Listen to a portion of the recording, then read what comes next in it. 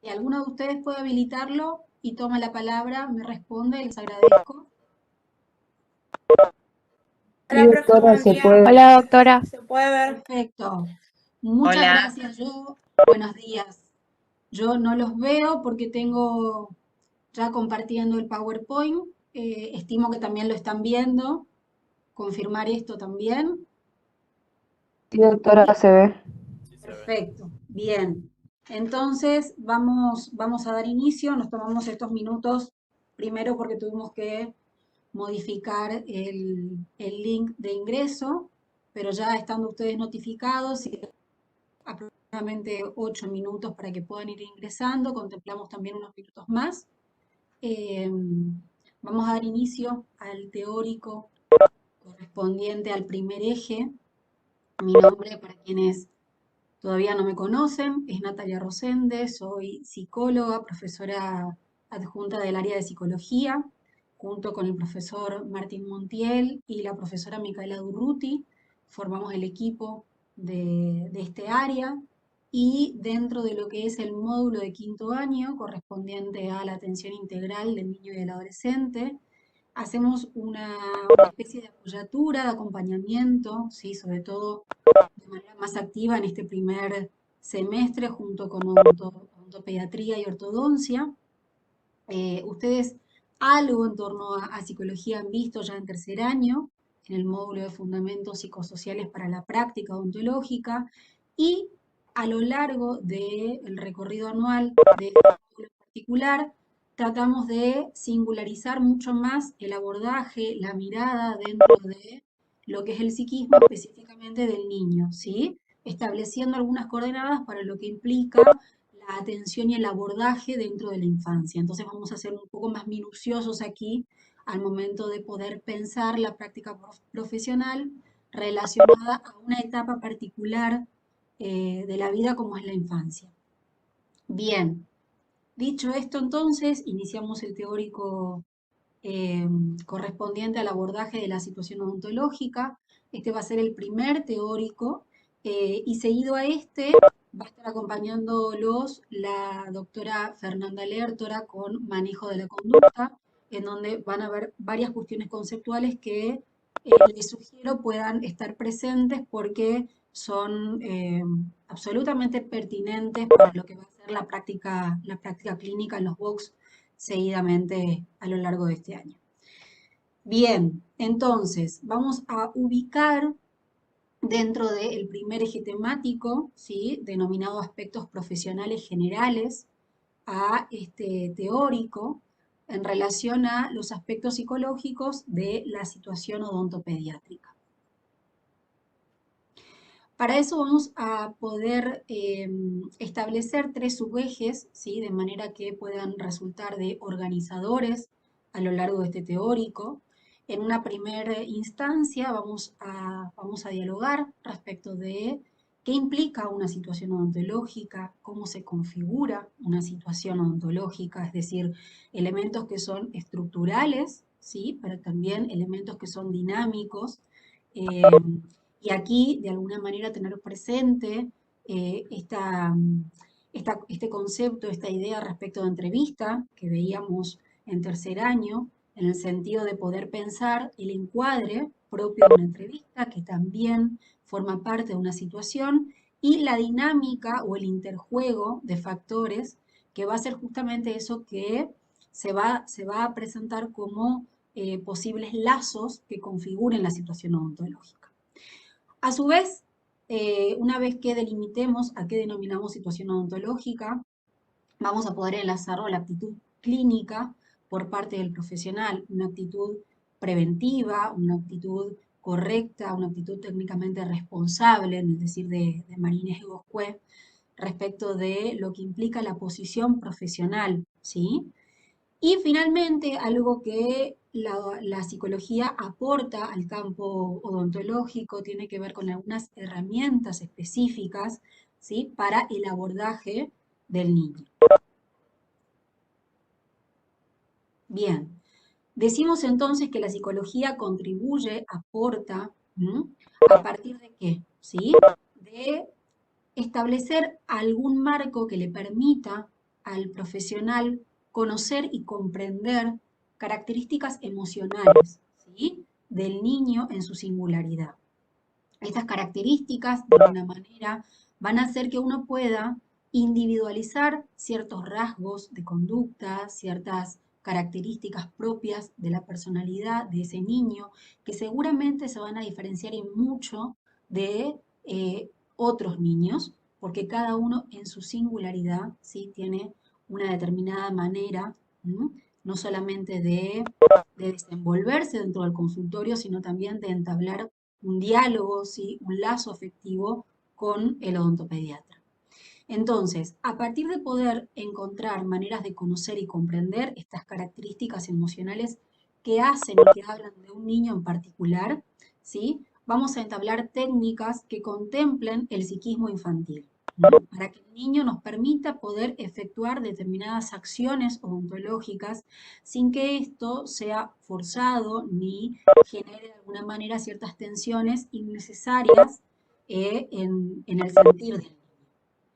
Entonces, propiciar dentro de la psicología ciertos modos de comprender al niño, establecer algunas técnicas que permitan tener en cuenta, comprender el psiquismo infantil, ¿sí?, de alguna manera nos propicia ¿qué cosa? Un abordaje que pueda ser integral, pero que pueda ser a su vez técnicamente correcto y psíquicamente sano para el niño y para el odontólogo. ¿Mm? Esto implica justamente poder respetar los tiempos del abordaje. Y vamos a ir viendo un poco de qué hablamos cuando hablamos de esto. Decíamos que la psicología nos propone, nos invita a poder tener presente, tener en cuenta, incluir, ¿sí?, así como la ficha técnica o la anamnesis dentro de algunas referencias específicas que ustedes sitúan en torno al paciente, los aspectos emocionales justamente, ¿sí?, los conocimientos psicológicos y las características que le puedan aportar al profesional algunos fundamentos para poder comprender qué aspectos subjetivos, es decir, particulares de ese niño, se ponen en juego en la consulta y qué aspectos vinculares. Estos aspectos vinculares remiten a quizás las experiencias previas con esos primeros vínculos que el niño configuró y que se actualizan, ¿sí?, transferencialmente, decimos nosotros, es decir, que se ponen en juego dentro de la situación odontológica con el odontólogo en particular. Entonces, todo esto remite a contemplar la situación odontológica como una situación compleja, ¿sí?, como una situación en la que intervienen muchos factores, además de diferentes actores. Si nos detenemos en esta imagen, vamos a verla un poco más ampliamente en la diapositiva siguiente, pero podemos ver justamente que la situación contempla no solamente al odontólogo, a la odontóloga en este caso, a una ayudante pareciera, ¿sí?, que también está ahí asistiendo, a la niña presente y también a una serie de dispositivos que forman parte de esa escena que introducen no solamente una dinámica particular, sino una manera de poder alojar al niño o a la niña en esa situación que por momentos tiende a ser no solamente desconocida, sino que remite, despierta muchas ansiedades o angustias, ¿sí?, dentro de lo que nominamos nosotros como aspectos emocionales por parte del niño. Entonces, es importante ir contemplando qué aspectos particulares, subjetivos, ¿sí?, se presentan, se despliegan, ¿sí?, en el acontecimiento de qué dice, qué hace, cómo responde el paciente y a su vez cómo se vincula con el profesional, si es que se vincula, ¿sí?, desde la palabra, desde el juego, vamos a ir viéndolo. La situación odontológica, y nos remitimos nuevamente a esta imagen, entonces decimos que es un conjunto de elementos, un conjunto de relaciones y condiciones que se van a configurar en un periodo determinado. Ese periodo, ¿cuándo comienza y cuándo finaliza? Bueno, verán ustedes de qué manera se configura la atención, ¿sí? Pero podríamos decir, remitiéndonos quizás a la práctica, de que La situación odontológica se inicia a partir del primer llamado en el cual se establece la solicitud de un turno. Es decir, muchas veces esto es a partir de una secretaria, ¿sí? A partir de que el profesional abre la puerta del consultorio. Es decir, hay un conjunto de elementos que hacen a que determinadas condiciones, ¿sí? Y relaciones se configuren de una manera particular y no de otra. Y esto tiene que ver con los actores participantes, pero también con los tiempos, decíamos hoy, del abordaje, es decir, con los tiempos que otorguemos, ¿sí? Al niño para poder no solamente sentirse parte de esa situación, sino sentirse activo dentro de la situación. Y este es un detalle no menor, porque muchas veces tendemos a creer y se nos pasa por alto el acto de decir que a un niño se le informa y se lo atiende, ¿sí? Dentro de esa lógica de abordaje, dejamos pasar lo que tiene que ver con una posición fundante del niño, ¿sí? Y es justamente la autonomía, ¿no? De poder otorgarle la posibilidad de que él se sienta un sujeto, una persona activa dentro del consultorio, es decir, que pueda disponer también de sus propios tiempos, siempre reglados, por supuesto, configurados por los adultos participantes, el odontólogo, quizás alguna persona que acompaña al niño, pero que pueda, ¿sí? Tener esos minutos como para poder quizás conocer el espacio, ¿sí? Hacer alguna pregunta, escuchar atento, poder dar lugar, como bien nos muestra esta placa, de traspolar eso que va a pasar en la boca del niño a la boca quizás de un juguete o un peluche, ¿sí? De poder hacer esta simulación de lo que va a pasar en la boca, a fin de que para el niño ese acto lúdico pueda permitir de alguna manera, ¿sí? Acompasadamente ir traduciendo algunas situaciones que, de no ser acompañadas con palabras o con juegos, pueden resultar muy amenazantes. Bien, entonces decíamos, la situación odontológica es una situación que contempla una estructura, pero también una dinámica. Dentro de la estructura nos vamos a detener en el conocido trípode odontológico, ¿sí? El trípode odontológico es una manera gráfica de poder, a ver, introducir no solamente a los participantes, en este caso verán ustedes, al niño como protagonista, al odontólogo, pero también a los padres o a quien acompaña en ese lugar, que puede ser un familiar directo, que puede ser un tutor, ¿sí? Alguien que está ahí oficiando de sostén, ¿sí?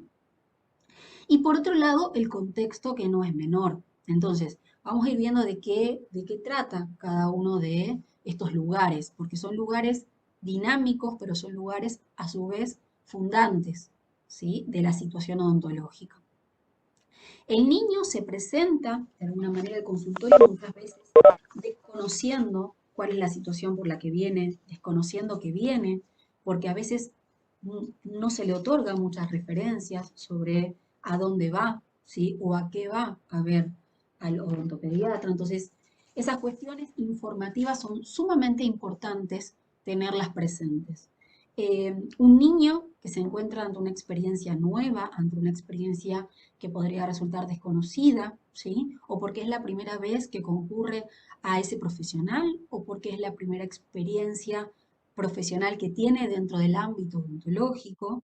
Y esto puede despertar en el niño muchas ansiedades, fantasías, ¿sí? Que terminan siendo condicionantes. ¿Condicionantes a qué? Se preguntarán ustedes. Bueno, condicionantes a cómo pueda responder, a cómo pueda expresarse, a cómo pueda habilitar o no el niño, ¿sí? La atención, la práctica dentro de la cavidad bucal. Si nos remitimos quizás a una primera impresión, ¿qué es lo que uno necesita como profesional eh, para poder intervenir sobre la boca del niño? A ver si alguien puede quizás aportar acá alguna idea. ¿Qué preciso como odontopediatra para, para que el niño me permita a mí introducir quizás un instrumental en la boca, que me permita Transmitirle Explicarle confianza, previamente, puede ser. bien, explicarle previamente por lo que sí, va a acontecer. ajá, Mostrarle lo que vamos a hacer. bien, Mostrar y decir, mostrar, hacer en la decir, clínica. hacer en la clínica. Hacer en la clínica es hacer en la boca del niño, ¿sí? Y yo sumaría algo más a esto que ustedes están diciendo. Hacer con el niño. ¿M? Porque no es lo mismo hacer en la clínica, hacer en la boca del niño, en el sentido, digo, correcto de lo que implica para ustedes intervenir, ¿sí? Clínicamente, que hacer con el niño en el sentido de, como decía la compañera, hacer con la confianza otorgada por parte del niño dentro de estos contenidos emocionales, de sentir la seguridad suficiente de saber que ese profesional, ¿sí?, no va a resultar una amenaza, no va a dañarlo, ¿sí? Porque estas fantasías, si no cobran palabras, si no se introduce información, si no se contempla quizás qué puede representar eso para el niño, si uno no se asegura de que el niño pueda haber comprendido, ¿sí?, esto que yo le dije, puede generar en él el reflejo o de cerrar la boca, ¿sí?, o de quizás irrumpir en llanto, o de negarse a subir al sillón. Es decir, hay muchas maneras que pueda tener el niño de reflejar, ¿sí?, la negativa, la resistencia de ser atendido. Entonces es fundamental esto de pensar que el abordaje del niño es con el niño. Y de ahí esto que decíamos anteriormente, de la posición activa que pueda tener el niño en tanto paciente. ¿Sí? Bien, por parte de los padres, recordaba que en la clase inaugural, la semana pasada, uno de ustedes hacía una pregunta a mi criterio muy pertinente que tenía que ver con que si en las clínicas se permitía o no la presencia de la madre, ¿sí?, o de quien acompañase en ese momento. Una pregunta que es, diría yo, controversial, porque recuerdo que desde algún lugar la respuesta también dejaba entrever de que si bien habían ciertos protocolos y mucho más, sitúense ustedes en este contexto en el que estamos de a poco, ¿sí?, volviendo a recuperar algo del orden de las prácticas habituales, ¿sí?, previa a la situación de COVID. Venimos de 2 años de muchos protocolos, de muchas exigencias propias en el sentido no solamente de medidas de bioseguridad, sino también del cuidado del paciente, del cuidado de uno como profesional, de no saberse expuesto quizás a contagios que resulten innecesarios, sabiendo y mucho ya de cómo transita este virus dentro de la población. Pero recordaba de que esta fue una pregunta muy pertinente, porque de alguna manera también es una pregunta que siempre queda ahí suspendida a criterio de no solamente, bueno, las lógicas propias quizás de los box, de las clínicas dentro de lo que es la facultad en este caso, sino también de cada profesional dentro de su propio espacio en la práctica privada, ¿sí? Porque si uno pregunta, si uno indaga, digo, entre nosotros muchas veces nos pasa conversando con las odontopediatras y los odontopediatras, esto de que no todos tienen la misma manera de facilitar el acceso, ¿sí?, dentro de la situación odontológica a quien acompaña al niño. Y digo no todos tienen la misma manera porque justamente en esa decisión se juega mucho de cómo uno en tanto profesional se dispone a configurar la situación odontológica. Por eso les decía, esto es de alguna manera una estructura, ¿sí?, que puede ser imaginaria en el sentido de una estructura ideal que pueda mencionar, contemplar a cada uno de los actores presentes dentro de la situación odontológica, pero después está, digo, el plano dinámico, en el sentido de cómo cada uno en tanto profesional logra hacer con esto, hasta dónde permite la inclusión, hasta dónde permite la participación del niño, de quien acompaña, ¿sí?, hasta dónde permite o habilita la escucha, la palabra, ¿sí?, las preguntas, y hasta dónde quizás, bueno, se limita simplemente a informar en tanto qué es lo que va a hacer y a partir de ahí a intervenir en la boca del niño. ¿M?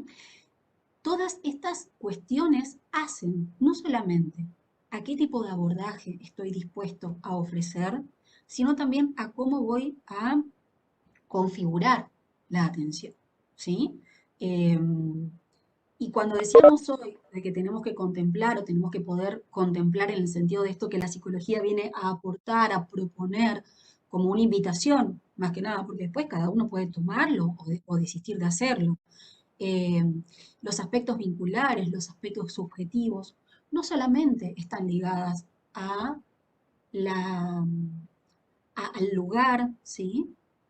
Del niño, a cómo lo alojamos o a cómo hacemos con él, sino también a cómo esos aspectos singulares, vinculares, ¿sí? Están ligados a la práctica profesional, a la figura del odontólogo. ¿M? Y de ahí a que no todos los odontólogos, ¿sí? Intervengan de la misma manera, no todos los profesionales contemplen los mismos aspectos, no todos los profesionales quizás respondan a un mismo tiempo de asistencia y abordaje. Eso es lo interesante de poder ir encontrando en esta lupa la complejidad de cada situación respecto a cómo miramos, a cómo repensamos la práctica. Y creo que en ese sentido, esta situación por la que venimos atravesando ya hace 2 años de COVID, nos permitió replantearnos algo más allá de cada protocolo que se fue construyendo, gestando, viabilizando dentro de las medidas de bioseguridad. ¿M? Porque puso en cuestión, ¿sí? No solamente una cuestión quizás de cuidados, sino también de participación. Me parece que a partir de eso es empezar a replantearnos de que no todos respondemos de la misma manera, no todos lo hacen automáticamente, no todos tienen la misma predisposición y a veces la diferencia reside en cómo uno, en tanto profesional, ¿sí? Sabe hacer, articula en la práctica diaria, ¿m? Con su paciente, ¿sí? Con quien acompaña a ese niño, ¿sí? Algo diferente que tiene que ver con respetar tiempos que no solamente son tiempos de asistencia, ¿sí? Son tiempos subjetivos. Bien, entonces, volviendo un poco a este trípode, decíamos que quien acompaña al niño, que puede ser partícipe de esa situación porque así lo permite el profesional y lo invita a ser parte, digo, a acercarse al sillón o a estar detrás de él, o, digo, quizás establece esto en 2 tiempos, permitiendo quizás primero que ingrese el padre, hace una pequeña entrevista con el padre y el niño, y después solicitando a a esta persona que acompaña que espera en la sala de espera o como bien decía la doctora en la clase inaugural, que pueda estar afuera, ¿sí? Con una ventana mediante, en el sentido de que hay algo del orden de la mirada que sostiene, ¿sí? Simbólicamente ahí. Fíjense que ustedes que en esto que decía la doctora, si bien el padre no puede estar dentro del box, ¿sí? No puede estar dentro de la clínica, pero desde algún lugar puede estar, es decir, puede estar detrás de la ventana, con las ventanas abiertas, ¿sí? Está entablando, estableciendo, ¿sí? Un vínculo, ¿no? A partir de la mirada con el niño, ¿sí? Y esto es sumamente importante porque es un lazo que sostiene, que tranquiliza, que da confianza, ¿sí? Entonces, hay que ver, hay que buscar ahí posibilidades que permitan de que estos padres a veces, sin estar presentes, puedan hacerse presentes. Porque de alguna manera también vehiculiza en el niño, ¿sí? La posibilidad de que con tranquilidad, con seguridad, con confianza, como hoy decían ustedes, el abordaje, ¿sí? Bucodental pueda ser posible. Y por último, y no menor, el lugar del odontólogo, algo dijimos sobre esto, ¿sí? El odontólogo que, en cierta manera, contemplando esta vertiente psicológica, estas referencias, estas herramientas de las que hablamos, propicia, invita, ¿sí? A partir de un rol empático. La empatía tiene que ver con esto de poder dar lugar a qué le pasa, a qué siente, a cómo se presenta el otro, en este caso el niño, también en una segunda línea, en el sentido de que el odontólogo tiene que poder estar advertido de que está trabajando con el niño y a su vez con quien acompaña al niño, ¿sí? Un rol empático que motive, ¿sí? Que invite, que propicie un espacio en donde la confianza y la seguridad sea lo preponderante, lo que sostenga el acto odontológico en sí mismo. Y por último, y no menor, verán ustedes que hay ahí en este esquema unas flechas que introducen el movimiento. Bueno, el movimiento es esto que de alguna manera se representa en torno al contexto. Les decía hace un momento que es inevitable que uno introduzca aquí como un ejemplo casi continuo la situación de COVID-19 porque implicó un contexto que vino de alguna manera a desarmar, a implosionar, ¿sí? Una manera de abordar la práctica clínica sobre la que uno sabía hacer porque andaba, ¿sí? Andaba, era casi como una carretera con la que se movía a partir de la experiencia, ¿sí? Y esto les pasó a los profesionales del campo de la odontología, como nos pasó a la mayoría de los profesionales en el área de la salud, sobre todo, de ir encontrando otras maneras de hacer, de ir encontrando otras rutas que habiliten, ¿sí? La posibilidad, la proximidad, ¿sí? Con ciertos resguardos, con, digo, todo lo que implica lo tajante de respetar, adherirse a ciertos protocolos de manera incuestionable prácticamente, pero de incluso ahí, digo, tender a buscar lo singular, lo subjetivo en ese niño, en el paciente, en el profesional, incluso muchas veces, ¿sí? Con una cámara mediante, porque recordarán ustedes que quizás hasta el año pasado inclusive, probablemente hasta ahora muchos profesionales, digo, la atención, y en este caso, dentro del marco de la odontopediatría, ¿sí? Probablemente los primeros encuentros o el primer encuentro, el motivo de consulta, estaba, ¿no? Mediado por una consulta, una teleconsulta, ¿sí? Por una consulta virtual. Entonces, fíjense ustedes cómo uno tenía que poder hacer incluso a partir de ahí, en el sentido de tratar que a partir del contexto, ¿sí? Que nos habitaba, que nos interpelaba, ¿m? Podamos encontrar, ¿sí? Maneras de poder hacer en relación a todo eso que el niño traía consigo. María Inés Egoscue menciona aquí un concepto que es muy interesante, que es el coeficiente odontológico familiar. Es decir, toda esa información, ¿sí? Que circula en torno a la familia y que tiene que ver más bien con las experiencias por las que el orden familiar pudo haber atravesado, qué de esas experiencias el niño conoce, cuánto el niño no conoce, pero se juega muchas veces en los actos de los padres, en las ansiedades, en los temores, en las inseguridades con las que eso se actualiza. Bueno, ¿dónde? Justamente en la situación odontológica. Entonces, el contexto es un facilitador muchas veces o un obstaculizador de cómo la situación se desencadena. Y hay que prestarle atención, así como es mirar al niño, mirar a quien acompaña, bueno, lograr hacer con ese contexto a fin de también propiciar, ¿sí? De alguna manera ciertas variables que le otorguen seguridad y tranquilidad a la práctica, ¿sí? Que se va a poder establecer y desenvolver en ese momento. Bien, entonces, hablábamos hace un instante de que este trípode odontológico es la estructura o la apoyatura a partir de la cual se va a configurar la situación odontológica. Decíamos o mencionábamos que el motivo de consulta, que en este tiempo podía estar de alguna manera adecuado, adaptado a un teletrabajo, a una consulta virtual, también es factible, como antes se hacía, de que sea con todos los protocolos activos dentro del consultorio. ¿Qué, qué implica el motivo de consulta? ¿Sí? Ustedes me dirán la anamnesis. Recopilar los datos que sean pertinentes para uno como profesional, ¿sí? Acerca de ese niño, ¿sí? De este paciente, de este adolescente, que concurre a la consulta. Sí, correcto. Todos esos datos técnicos son sumamente pertinentes y son probablemente quizás la primera referencia que a ustedes les va a dar algunos indicadores, algunos indicios de qué es lo que habilita ese motivo de consulta. Es decir, lo manifiesto, decimos nosotros dentro del campo psicológico. Lo que se dice, lo que dice el padre o tutor que acompaña acerca del motivo por el cual el niño concurre a la consulta, lo que dice, ¿sí?, un niño con determinada quizás capacidad de poder expresarse por sí mismo respecto de los motivos por los que viene, que puede ser una dolencia específica, que puede ser algún tipo de dificultad que presente, ¿sí?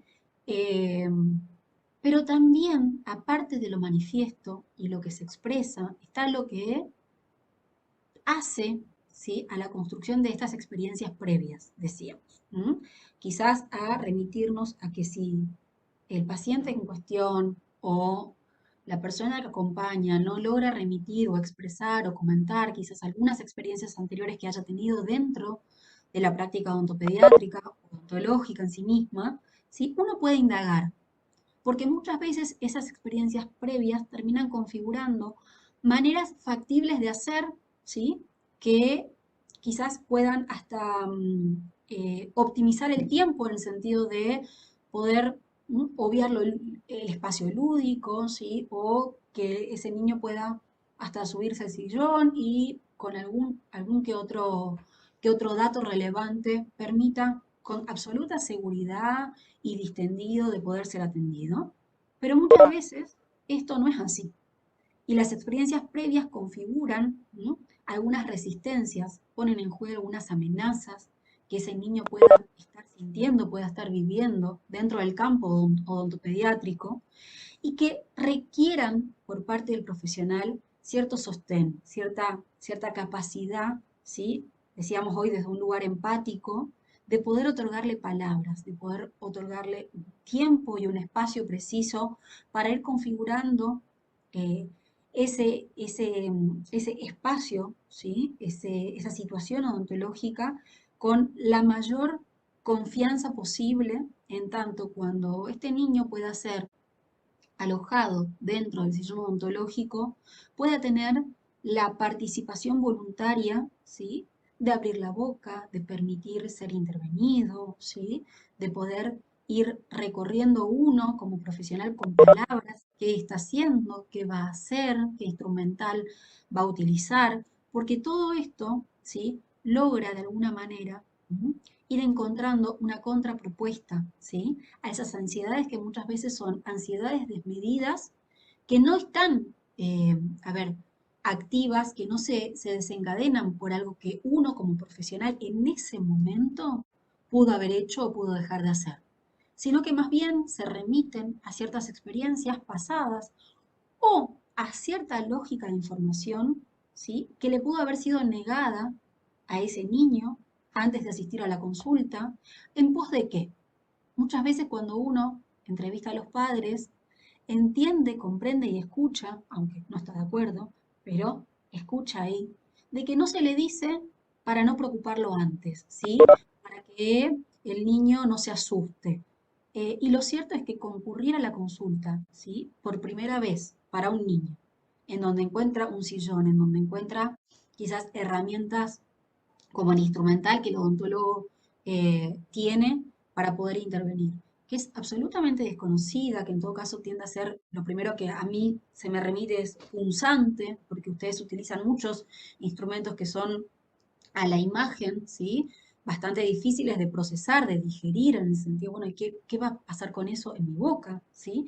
Bueno, todas estas preguntas, ¿sí?, ahí donde probablemente el niño no tenga alguna primera referencia acerca de dónde va a ir, por qué va a ir, ¿sí?, de transmitirle cierta información, pero también confianza sobre ese espacio, terminan siendo amedrantadoras, ¿sí?, terminan siendo amenazantes, terminan siendo perjudiciales, incluso en el vínculo con el odontólogo al momento de la práctica.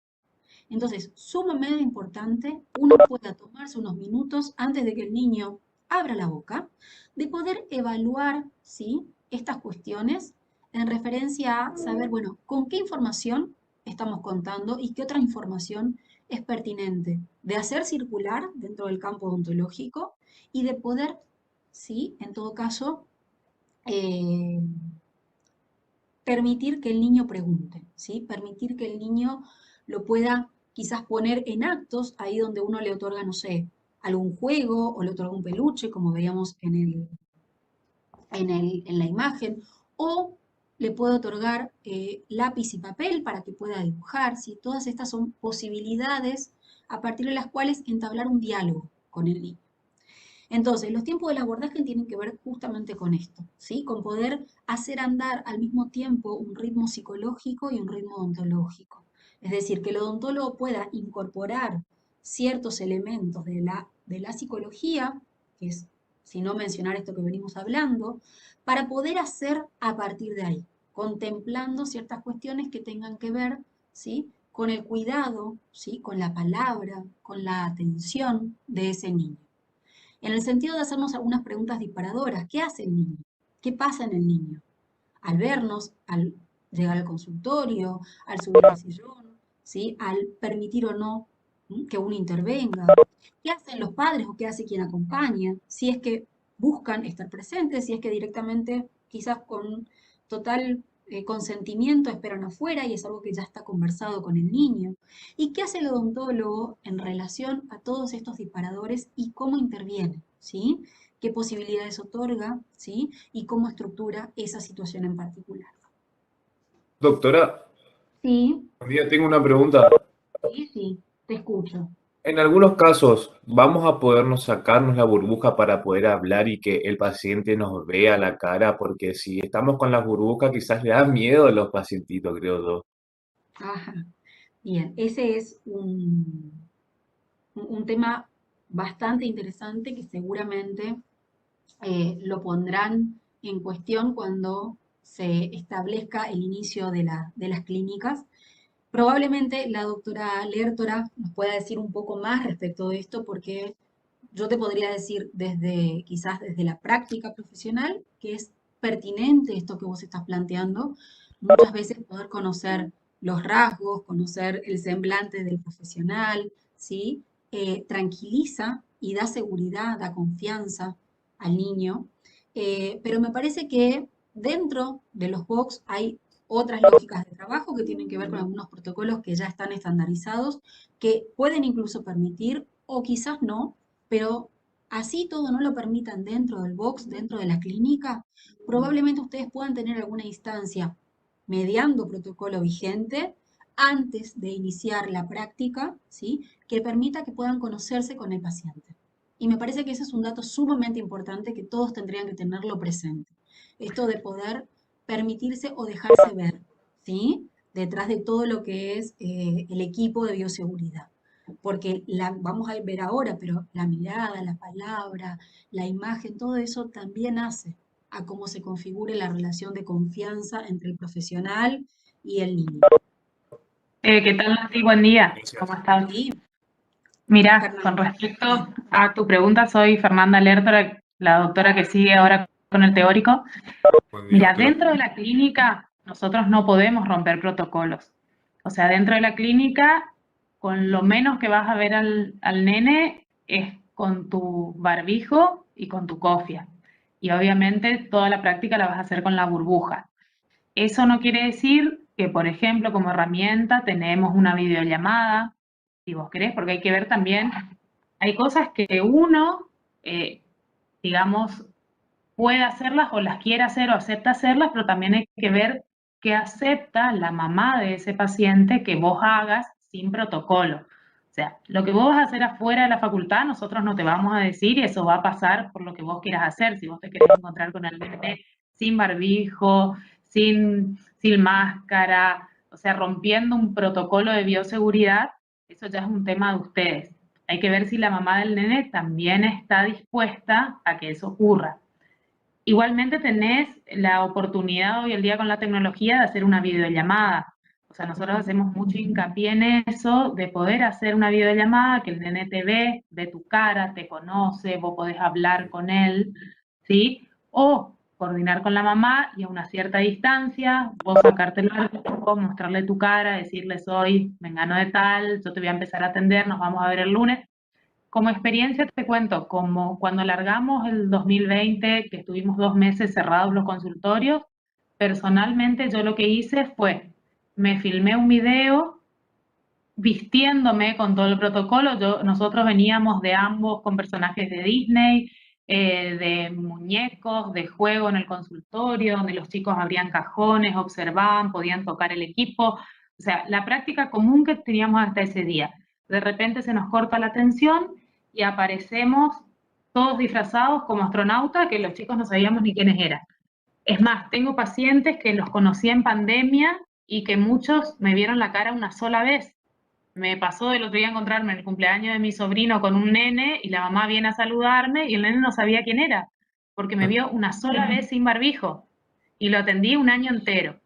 Entonces, en ese momento yo, por ejemplo, filmé un video para mis pacientes viejos y para los nuevos, el cual yo se los mandaba antes de la primera consulta, donde yo les mostraba quién era, hablaba y me iba vistiendo como para que ellos al abrir la puerta no se encuentren con algo que era todo blanco, que solo escuchaban mi voz y que encima yo los tenía que atender. Y otra cosa que hacía por ahí es la mamá y ellos en la sala de espera y yo desde adentro del consultorio, antes de ponerme la burbuja y todo, me sacaba el barbijo y le decía, hola María, soy Fernanda, la que estuvimos hablando por el video, ahora me tengo que vestir para poder acercarme a vos, me volví a colocar el barbijo y ahí recién pasaban al consultorio.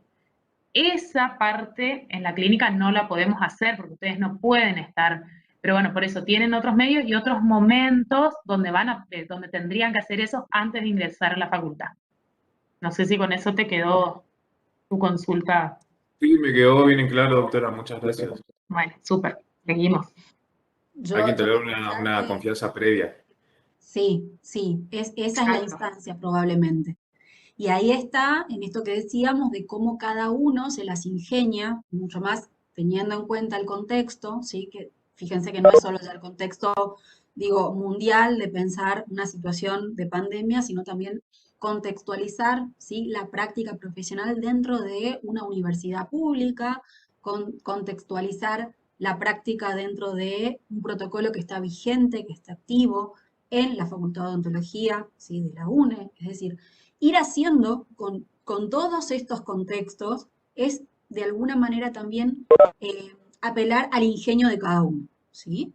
Eh, Digo, se me ocurre en esto al escucharla hablar a la doctora Lertora, de que probablemente dentro de las clínicas no, pero previo al ingreso a las clínicas quizás sí, probablemente quizás concurriendo, ¿sí? Unos minutos antes, hay un espacio, un predio abierto, ¿sí?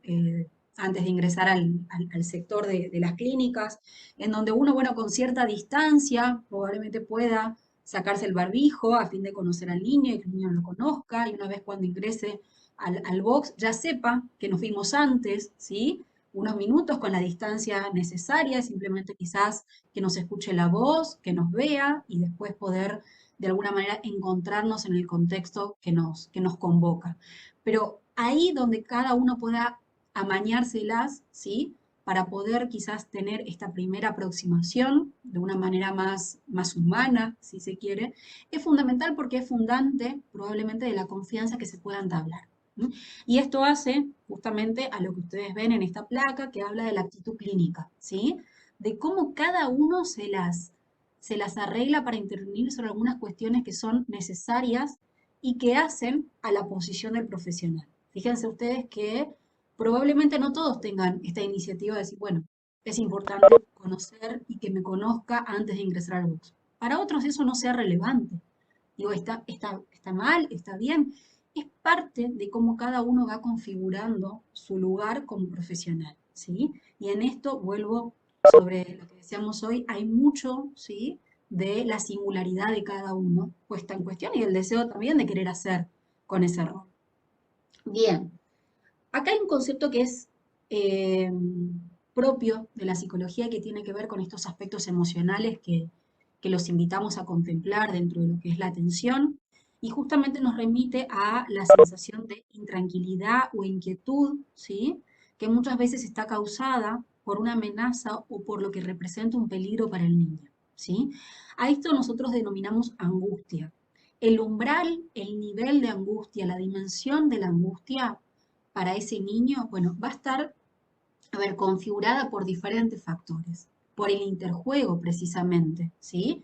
De diferentes factores. Por un lado, por el significado atribuible por el niño a la situación, ¿sí? En este caso a la situación ontológica.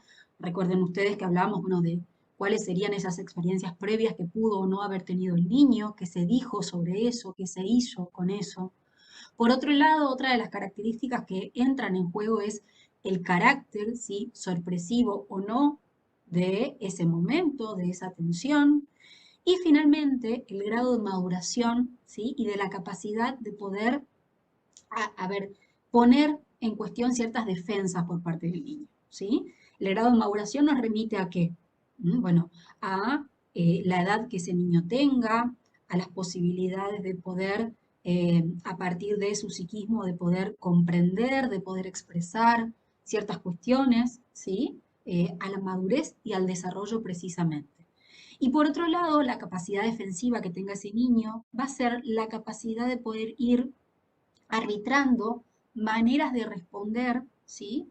Lo más proteccionista posible en el sentido de resguardarse de una situación en la que puede sentir angustia, puede sentir que él es desconocida, puede sentir cierto temor, pero esto no lo paraliza, ¿sí? Esto no le genera un acto reflejo, por ejemplo, de cerrar la boca o de querer salir corriendo o de no permitir que el odontólogo se acerque, ¿sí? Esas son situaciones que nosotros denominamos y que están mucho más ligadas a tramitar, a sentir en el niño la angustia como una amenaza, ¿sí? El carácter sorpresivo e inesperado de una situación, decimos que puede producir en el niño una paralización que lo torne incapaz de poder afrontar, de poder hacer, de poder incorporarse a una situación, en este caso odontológica, por lo amenazante que le resulta. ¿No? A diferencia, decíamos, el umbral de angustia es un buen signo si sabemos instrumentarlo. ¿Sí? La angustia señal, que es la manera de denominar este umbral de angustia que nos permita a nosotros como profesionales, bueno, hacer con eso, es justamente esta que surge a partir de que el niño pueda ser alertado, de que el niño pueda ser puesto en conocimiento, ¿sí? Con anticipación de la situación que se va a presentar, ¿sí? Del peligro, ¿sí? En muchos casos, que se puede sentir en una primera instancia como un peligro porque resulta una situación hasta el momento desconocida, pero que le permitirá movilizar las defensas suficientes para poder afrontar y superar esa situación, ¿sí? ¿De qué tipo de defensas hablamos? Bueno, por ejemplo, de poder en esa situación, ¿sí?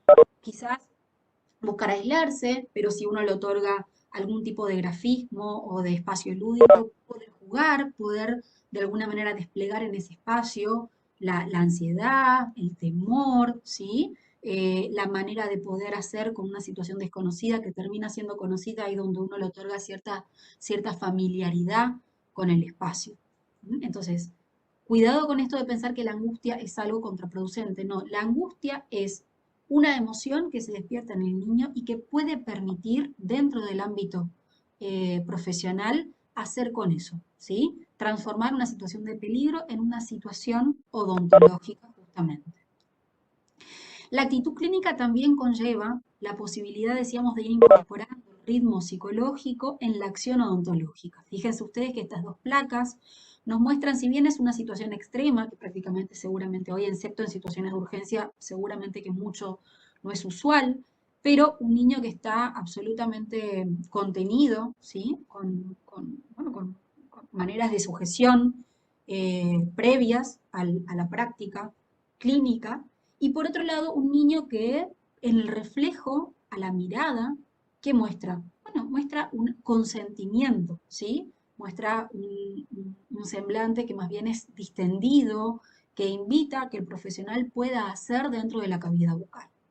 Esto es factible más allá de, a ver, de las imágenes y del ideal, que más bien nos remite a esta primer placa, pero es factible en el sentido de que el odontólogo pueda ir incorporando algunos aspectos psicológicos que permitan la comprensión del niño para así poder atenderlo. Comprender qué le pasa, comprender qué siente, comprender cuáles son sus tiempos, ¿sí? En ese orden. Introduce una nueva dimensión, ¿sí? Que es una respuesta más bien favorable, ¿sí? Por parte del psiquismo, de este niño en particular, a las intervenciones que vaya a desplegar el odontólogo.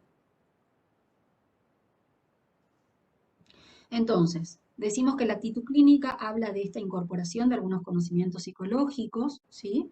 Lo que propone una nueva dimensión del niño, decíamos hoy, con una posición más bien activa, ¿sí? Que pueda ser capaz el profesional de ir introduciendo al niño a través de palabras, de gestos, de acciones, de juegos, que sean oportunamente ejecutadas, sobre todo en en estos primeros encuentros, en donde se configura y se establece el vínculo, para así poder pasar del manejo al abordaje de la situación odontológica. Es decir, del manejo del niño, en tanto posición pasiva, al abordaje del niño, posición activa, en una situación odontológica, que conlleva mucho más que la presencia del niño y el odontólogo. Y así lo hemos visto. ¿Esto a partir de qué? Decía Donald Winnicott, que es un psicoanalista que trabajó muchísimo con la infancia, a partir de un concepto denominado holding o sostén emocional, que no es otra cosa que la posibilidad de ofrecer, de alojar al niño emocionalmente, ¿sí? Por parte de los padres, ¿sí? Hacia el niño, y por parte del odontólogo hacia el niño y hacia los padres. ¿Cómo uno aloja? A partir de cada una de estas herramientas que fuimos mencionando, desde la palabra, desde los actos, desde la información, desde las preguntas, ¿sí? Bueno, este holding o este sostén a nivel afectivo es fundante de la buena práctica, es fundante de una buena relación profesional odontólogo.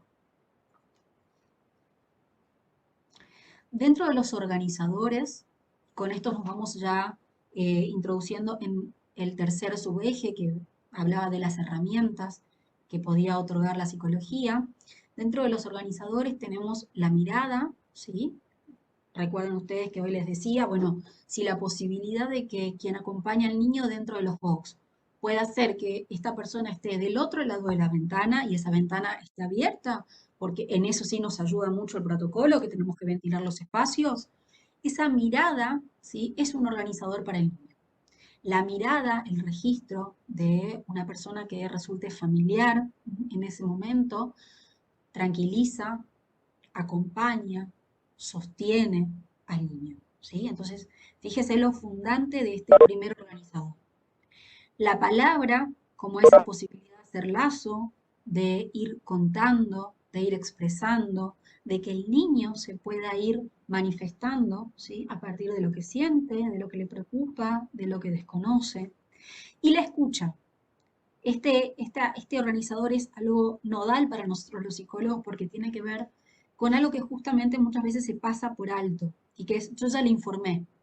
Y en esto de informar, lo que de alguna manera, digo, no producimos es la comunicación con el otro, con el niño, con los padres, ¿sí? Con un colega.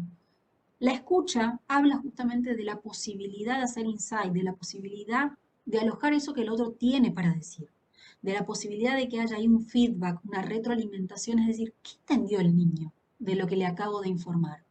Mi lenguaje fue técnico, es decir, hablé con palabras que probablemente sean muy técnicas para el lenguaje que ese niño está manejando en ese momento.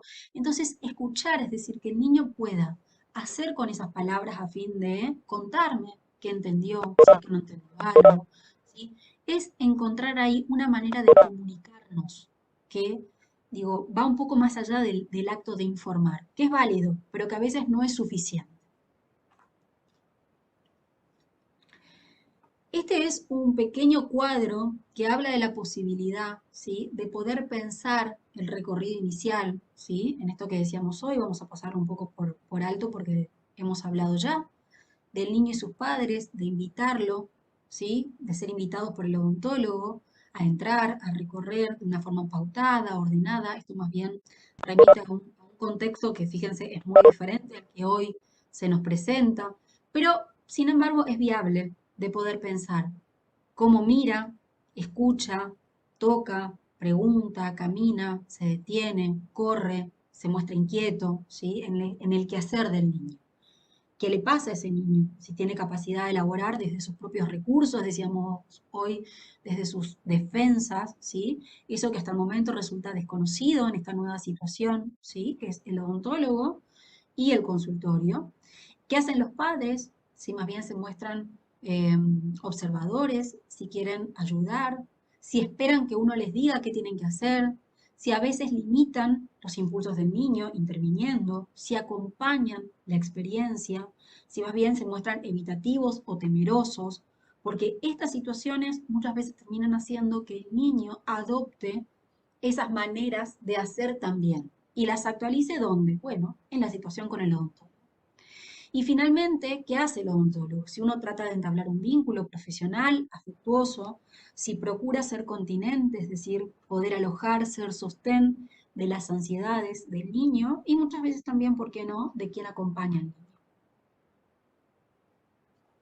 Dentro de las herramientas, recuerden que están muy ligadas a los organizadores que hablábamos hoy, la mirada, la palabra y la escucha. Tenemos el dibujo como un acto lúdico, ¿sí? Como una posibilidad de poder generar, ¿sí? ciertas aproximaciones acerca de lo que va sintiendo el niño. La escucha, de lo que hablábamos anteriormente, y el juego, ¿sí? Estas herramientas permiten que el niño se familiarice con el espacio ontológico, permiten la construcción de un vínculo transferencial positivo, es decir, la construcción de un vínculo de confianza, de un vínculo de seguridad, y permite, por otro lado, la expresión de sus emociones, desde la palabra, desde el juego, ¿sí? Desde el dibujo. Este rompecabezas intenta de alguna manera propiciar en ustedes una pregunta acerca de qué mira el odontólogo cuando recibe a un niño.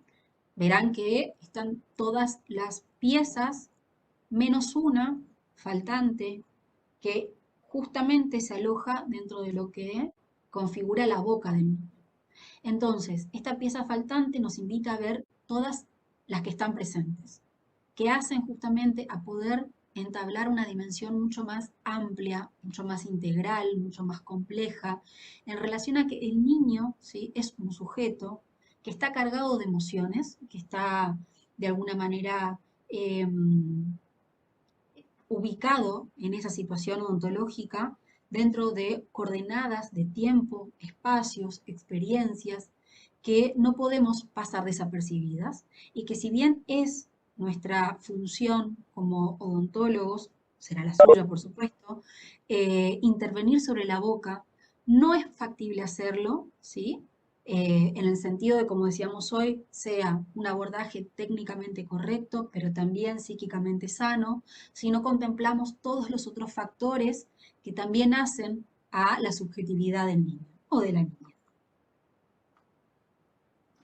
Entonces, para finalizar, decimos que una buena relación odontólogo-paciente está de alguna manera configurada a partir de qué? Del rol empático, de la motivación, de cómo uno propicie ese vínculo, de las explicaciones continuas sobre las intervenciones que se van a producir, que esté dispuesto a dar, sobre la escucha, que esté dispuesto a habilitar, ¿sí?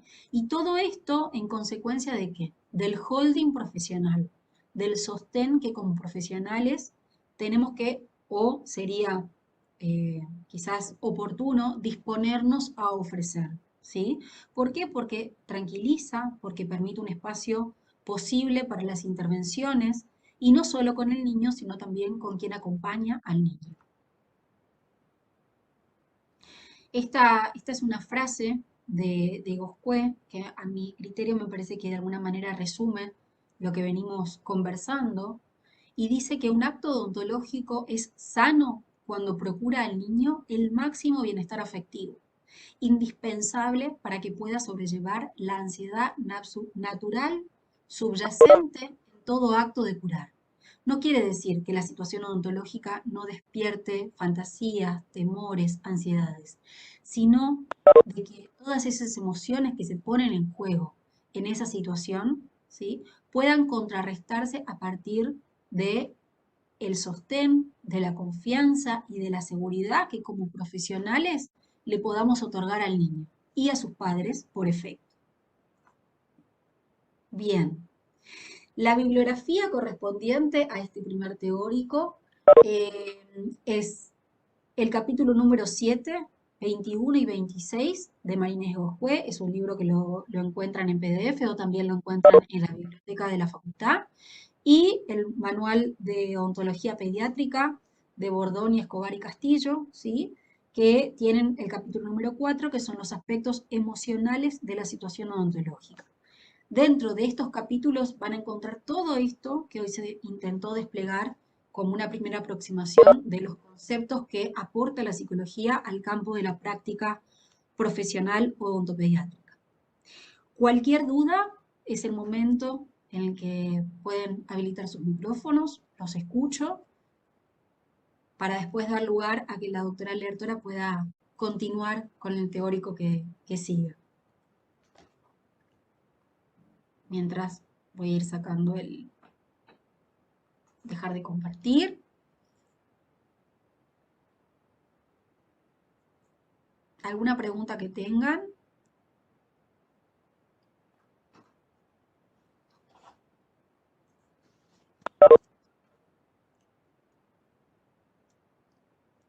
Bien. Bueno, cualquier cuestión, ¿sí? ¿Alguien habló?